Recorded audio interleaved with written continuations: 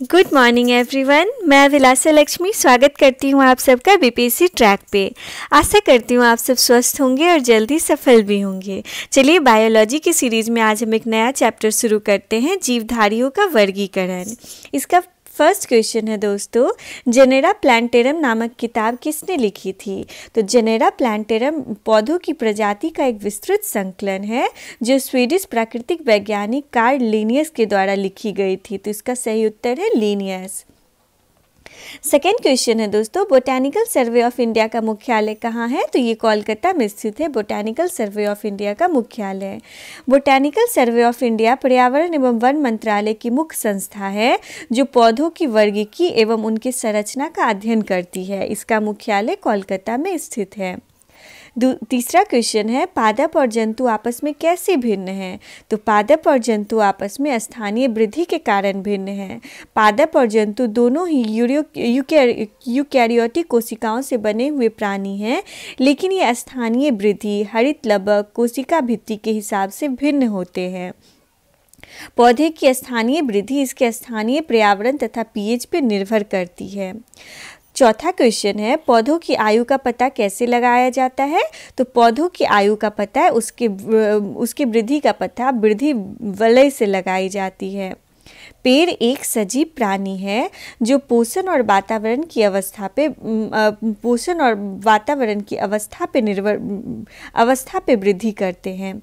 पौधों की आयु का पता वृद्धि वलय से पता करते हैं। पौधों की आयु पता करने को डेंड्रोक्रोनोलॉजी कहते हैं। इसे ध्यान दीजिएगा दोस्तों, उसके पौधों में जितने सारे रिंग्स होते हैं ना, उसके हिसाब से हम लोग पता कर लेते हैं कि पौधे की इतनी आयु है। और पौधों की आयु के पता करने को हम लोग डेंड्रोक्रोनोलॉजी कहते हैं। अगला क्वेश्चन है, पादप कोशिका तथा जंतु कोशिका किसी उपस्थिति के कारण भिन्न होते हैं? तो ये हरित लवक के उपस्थिति के कारण भिन्न होते हैं। जैसे देखिए दोस्तों, पादप कोशिका तथा जंतु कोशिका आपस में मुख्यतः हरित लवक के कारण भिन्न होते हैं। जंतु कोशिका में हरित लवक अनुपस्थित होता है, लेकिन पादप कोशिकाओं में उपस्थित होता है। मतलब जो जीव होते जानवर, उसमें हरित लवक नहीं होता, और जो पौधे होते उसमें हरित लवक होता है।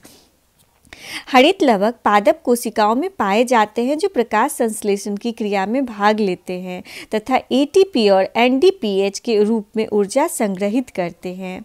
अगला क्वेश्चन है, स्पंज क्या है? तो स्पंज एक प्रकार का जीव है। स्पंज एक जलीय जीव है जो पॉरीफेरा फाइलम का सदस्य है। झिल्ली नुमा शरीर के साथ लचीला कंकाल तंत्र पाया जाता है। स्पंज में तंत्रिका तंत्र, पाचन तंत्र तथा संवहन तंत्र का अभाव होता है। तो देखिए इसमें क्या क्या ध्यान देने की बात है कि स्पंज जो है वो एक जलीय जीव है, प्रथम बात। दूसरी बात क्या है कि ये पॉरीफेरा फाइलम के सदस्य के रूप में आता है। और इसके बाद क्या है, तो इसमें कंकाल तंत्र पाया जाता है, परंतु तंत्रिका तंत्र, पाचन तंत्र और संवहन तंत्र नहीं पाया जाता। अगला क्वेश्चन है, पुष्प रहित पौधे होते हैं, तो पुष्प रहित पौधों को हम लोग क्रिप्टोगैम्स कहते हैं। पुष्प रहित पौधे क्रिप्टोगैम्स कहलाते हैं। इसमें प्रजनन बीजाणुओं द्वारा होता है, जैसे फर्न, मॉस, भूरी, शैवाल, कवक इत्यादि के द्वारा। तो याद रखिएगा, जिस पौधों में फूल नहीं होते वो क्रिप्टोगैम्स कैटेगरी में आते हैं। उसके बाद अगला क्वेश्चन है, ब्रायोफाइट्स उभयचर कहलाते हैं क्योंकि ब्रायोफाइट्स जो होते हैं उन्हें उभयचर कहते हैं क्योंकि ये जल तथा थल दोनों जगहों पे पाए जाते हैं। ब्रायोफाइट्स साधारण छोटे हरित पौधे हैं जो जल तथा थल दोनों जगह पे पाए जाते हैं, जैसे हॉर्नवॉर्ट भी एक प्रकार का ब्रायोफाइट्स है। उसके बाद है, वर्गीकी विज्ञान की शाखा किससे संबंधित है? तो वर्गीकी विज्ञान की शाखा वर्गीकरण से संबंधित है। वर्गीकी विज्ञान की वो शाखा है जिसमें पौधों की पहचान, विभाजन तथा उनकी उत्पत्ति के बारे में अध्ययन किया जाता है।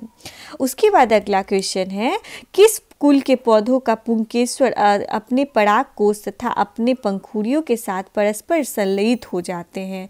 तो ये है यूफोरबिएसिस। पुंकेसर पुष्प का नर भाग होता है तथा पराग कोष परस्पर जुड़ते हैं तो इसे सिनजेनेसिस कहते हैं, जो यूफोरवियस कुल का लक्षण है। इसके आपस में जुड़ने की प्रक्रिया को कोहेसन कहते हैं। जब पुंकेसर पंखुड़ियों से जुड़े होते हैं तो उसे एपिपेटलस कहते हैं।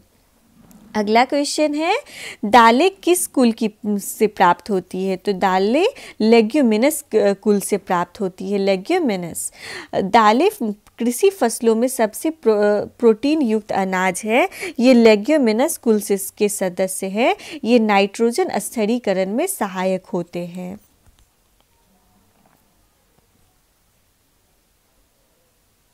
उसके बाद अगला क्वेश्चन आते हैं दोस्तों। अगला क्वेश्चन है, निम्न में से कौन सा शब्द अशोक, इमली, कोरल के वानस्पतिक नाम जैसा है? तो इंडिका शब्द जो है ये अशोक, इमली और कोरल के वानस्पतिक नाम जैसा है। जैसे देखिए टर्मिनेलिया इमली, जिसको टर्मिनेला इंडिका कहते हैं। अशोक के पेड़ का नाम है सराका इंडिका और भारतीय कोरल पेड़ का नाम है इरिथ्रिया इंडिका, जिसमें इंडिका समान है।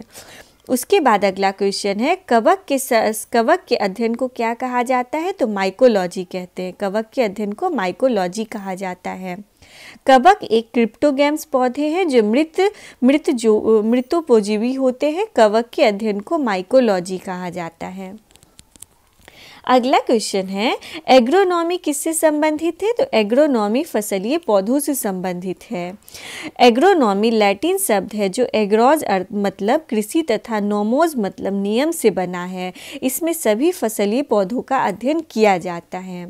अगला क्वेश्चन है, पीपर पौधे क्या है? तो पीपर पौधे बेल हैं। पीपर पौधे बहुवर्षीय बेल हैं। उसके बाद अगला है, फर्न किस वर्ग में आते हैं? तो फर्न टेरिडोफाइटा के वर्ग में आते हैं। ये इंपॉर्टेंट क्वेश्चन है दोस्तों, मैं स्टार मार्क कर देती हूँ। फर्न छोटे टेरिडोफाइटिक पौधे हैं जो बीज रहित तथा पुष्प रहित होते हैं। वे संवहन बंडल का प्रयोग करते हैं, तो ये ध्यान दीजिएगा। अगला 17 नंबर क्वेश्चन है, निम्न में से कौन सा टेरिडोफाइटा के लिए असत्य है? तो देखिए, सबसे पहले हम लोग देखते हैं टेरिडोफाइटा के लिए सही क्या क्या है। तो टेरिडोफाइटा मृतजीवी की प्रमुख अवस्था है, ये सही है। उसके बाद टेरिडोफाइटा द्विगुणित मुख्य पादप शरीर के होते हैं, ये भी सही है। उसके बाद है टेरिडोफाइटा में पुष्प अनुपस्थित रहते हैं, ये भी सही है। टेरिडोफाइटा में फूल नहीं होते। तो ये एक सेंटेंस है, इसमें बीज उपस्थित होते तो नहीं, ये गलत है। टेरिडोफाइट्स बीज रहित पौधे होते हैं, इसमें बीज नहीं होते। जो बीजाणु का निर्माण करते हैं, इन बीजाणुओं का निर्माण एस्पोरेंजिया में होता है, जैसे फर्न, एजोला एटसेट्रा। उसके बाद अगला क्वेश्चन है दोस्तों, निम्न में से कौन सा ब्रायोफाइटा के लिए असत्य है? तो सबसे पहले देखते हैं ब्रायोफाइटा के लिए सत्य क्या क्या है, मतलब सही सेंटेंस क्या क्या है। तो ब्रायोफाइटा गैमीटोफाइट की प्रमुख अवस्था है, सही है। एक बीजी मुख्य पादप शरीर होते हैं ब्रायोफाइटा, ये भी सही है। और ब्रायोफाइटा एक बीजी बीजाणु होते हैं, ये भी सही है। तो इसमें असत्य क्या है कि पुष्प की अनुपस्थिति, नहीं, ये असत्य है क्योंकि ब्रायोफाइटा में पुष्प होते हैं। ब्रायोफाइट से क्रिप्टोगैम्स बीज रहित पुष्प रहित पौधे होते हैं। उसके बाद आते हैं हम लोग अगला क्वेश्चन, निम्न में से किसे जीव विज्ञान का जनक कहा जाता है? तो इस जीव विज्ञान का जनक अरस्तु को कहा जाता है। उसके बाद अगला क्वेश्चन है कि जलीय पौधों का भोजन स्रोत क्या है? तो जलीय पौधों का भोजन स्रोत पादप प्लवक होते हैं। जलीय जीव जो प्राणी होते हैं वो जल में अपना जीवन व्यतीत करते हैं, जैसे तालाब, नदी, झील, ये पादप प्लवक कहलाते हैं। उसके बाद बांस क्या है? तो बांस एक प्रकार का घास है। बांस एक प्रकार का घास है जो पोएसी कुल का सदस्य है, ये याद रखिएगा। बांस जो है, बांस वो एक पोएसी कुल का सदस्य है। यह एक तेज वृद्धि करने वाला पौधा है जिसमें 12 साल से में एक बार पुष्प आता है। तो याद रखिएगा, इसमें 12 साल में एक ही बार फूल खिलता है। अगला क्वेश्चन है 5 जगत वर्गीकरण किसने प्रतिपादित किया था? तो आर.एच. विटेकर ने 5 जगत वर्गीकरण को प्रतिपादित किया था। आर.एच. विटेकर ने 1969 में 5 वर्गीकरण सिद्धांत दिया था। कोशिका संरचना, कार्य क्षमता, पोषण एवं प्रजनन के आधार पे उन्होंने जीवों को 5 जगत में विभाजित किया था, जैसे मोनेरा, प्रोटिस्टा, कवक, पादप तथा जंतु जगत।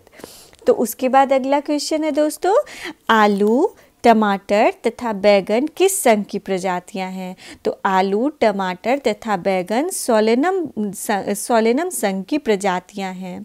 उसके बाद अगला क्वेश्चन है, मैग्नीफेरा इंडिका जो आम का बायोलॉजिकल नाम है, साइंटिफिक नेम, तथा आलू का सोलेनम ट्यूबरोसस और पेंथोरा लियो जो सेर में इंडिका, ट्यूबरोसम और लियो किसको प्रदर्शित करते हैं? तो ये द्विनाम पद्धति को प्रदर्शित करते हैं।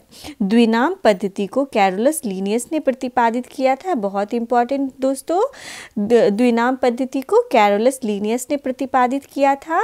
द्विनाम पद्धति के अनुसार नामकरण जाति और प्रजाति के आधार पर किया जाता है, जिसमें प्रथम शब्द जाति तथा द्वितीय शब्द प्रजाति का वानस्पतिक नाम है, जिसे हम वैज्ञानिक नाम भी कहते हैं। अगला क्वेश्चन है, फिल इन द ब्लैंक्स, हरित लवकधारी साधारण थैलोफाइट, स्वपोषी और जलीय होते हैं।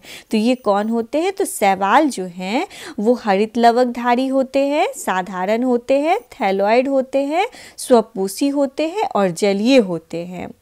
शैवाल एक हरित लवक वाले स्वपोषी थैलोइड पौधे हैं जो मुख्यतः जलीय जीव हैं। उसके बाद अगला क्वेश्चन है दोस्तों, निम्न में से कौन सा शैवाल का वर्ग नहीं है? तो इसमें जिम्नोस्पर्म जो है वो शैवाल के वर्ग में नहीं आता है। तो देखिए, क्लोरोफाइसी हरित शैवाल, रोडोफाइसी जिसे लाल शैवाल कहते हैं और फियोफाइसी जिसे भूरी शैवाल कहते हैं। शैवाल के मुख्य 3 वर्ग हैं, जिसमें जिम्नोस्पर्म पादप जगत का एक भाग है। तो देखिए, क्लोरोफाइसी क्या है? ये हरा शैवाल होता है। क्लोरोफाइसी, रोडोफाइसी जो है ये लाल शैवाल होता है और फियोफाइसी जो है ये ब्राउन कलर का शैवाल होता है। लेकिन जिम्नोस्पर्म्स जो है वो पौधे के कैटेगरी में आते हैं, वो सेल के कैटेगरी में नहीं आते हैं। ये इंपॉर्टेंट है दोस्तों, इसे मैं स्टार मार्क कर देती हूँ। अगला क्वेश्चन है, रोडोफाइसी के सदस्य सामान्यतः कौन से शैवाल होते हैं? तो अभी हम लोगों ने ऊपर देखा था, रोडोफाइसी के सदस्य मुख्यतः लाल शैवाल होते हैं। रोडोफाइसी शैवाल मुख्यतः लाल रंग के होते हैं, जिनमें फाइकोइरिथ्रिन, फाइकोसाइनिन और क्लोरोफिल नामक रंजक पाए जाते हैं जो शैवाल को रंग देते हैं। उसके बाद अगला क्वेश्चन है, फियोफाइसी के सदस्य सामान्यतः कैसे होते हैं? तो अभी हम लोगों ने देखा था, फियोफाइसी भूरे रंग के शैवाल होते हैं। फियोफाइसी में मुख्यतः भूरे रंग के शैवाल पाए जाते हैं जो बहुकोशिकीय समुद्री खरपतवार होते हैं, जो समुद्र के वातावरण को संतुलित करने हेतु योगदान देते हैं। इनका उपयोग खाने तथा वासस्थान के रूप में किया जाता है। अगला क्वेश्चन है, सोलेनम, पेट्यूनिया, धतूरा विभिन्न जातियों से संबंधित है, किंतु निम्न में से किस परिवार या कुल के अंदर आता है? तो देखिए, सोलेनम, पेट्यूनिया और धतूरा ये सब सोलोनेसी परिवार के अंतर्गत आता है। सोलोनेसी जो पुष्पीय पादप में महत्वपूर्ण कुल है। इस कुल में 1 वर्षीय, बहुवर्षीय झाड़ियाँ, वाइन्स आदि पाए जाते हैं। औषधीय पौधे, कृषि पौधे, मसाले तथा खरपतवार भी इसी सोलोनेसी कैटेगरी से बिलोंग करते हैं। अगला क्वेश्चन है दोस्तों, अगला क्वेश्चन है, क्लोरोफाइसी के सदस्य सामान्यतः होते हैं। तो क्लोरोफाइसी के सदस्य सामान्यतः होते हैं हरे रंग के। क्लोरोफाइसी के सदस्य होते हैं सामान्यतः हरे रंग के, तो इसे ध्यान देंगे। जैसे देखिए, क्लोरोफाइसी हरे शैवालों का समूह है। इसमें 1 कोशिकीय, बहुकोशिकीय तंतुमय शरीर वाले शैवाल होते हैं। ये ज़्यादातर हरे रंग के होते हैं क्योंकि इनमें क्लोरोफिल पाया जाता है। शैवाल की कोशिका भित्ति सेलुलोज की बनी होती है। इनमें भोजन इकट्ठा करने की प्रवृत्ति होती है। ये अपना भोजन स्टार्च के रूप में इकट्ठा करते हैं। चलिए अगला क्वेश्चन देखते हैं। निम्नलिखित में से कौन सा सही नहीं है? तो देखिए इसमें से कौन सा सही नहीं है, तो देखते हैं सही कौन कौन सा है। तो क्लोरोफाइसी सामान्यतः हरे शैवाल होते हैं, बिल्कुल सही। उसके बाद है रोडोफाइसी सामान्यतः लाल शैवाल होते हैं, बिल्कुल सही। उसके बाद फियोफाइसी सामान्यतः भूरे शैवाल होते हैं, बिल्कुल सही। तो इसमें गलत क्या है कि फियोफाइसी सामान्यतः लाल शैवाल होते नहीं, फियोफाइसी भूरे शैवाल होते हैं। ये हम लोगों ने देख लिया। इसमें एक नया पॉइंट है कि क्राइसोफाइटा जो है ये पीले भूरे शैवाल को कहा जाता है, क्राइसोफाइटा। और बाकी का तीनों हम लोगों ने देख ही लिया है ऊपर। उसके बाद आते हैं मॉस के गैमेटोफाइट जीवन चक्र के प्रथम अनुगुणित अवस्था के अलावा दूसरी अवस्था कौन सी है? तो ये है दोस्तों ब्रायोफाइटा, पुष्प रहित संवहन बंडल रहित भूर्णीय पादप है। इसके गैमेटोफाइटिक जीवन चक्र में प्रथम अवस्था अगुणित अवस्था और द्वितीय अवस्था पत्तीनुमा अवस्था होती है। तो चलिए उसके बाद आते हैं हम लोग दूसरी अवस्था पत्तीनुमा अवस्था होती है। उसके बाद अंतिम क्वेश्चन है ब्रायोफाइट्स पादप जगत के क्या कहलाते हैं? तो ब्रायोफाइट्स पादप जगत के उभयचर कहलाते हैं। ब्रायोफाइट्स को पादप जगत के उभयचर के नाम से जाना जाता है। आज के लिए इतना ही दोस्तों, कल फिर मिलते हैं एक नए टॉपिक के साथ। धन्यवाद।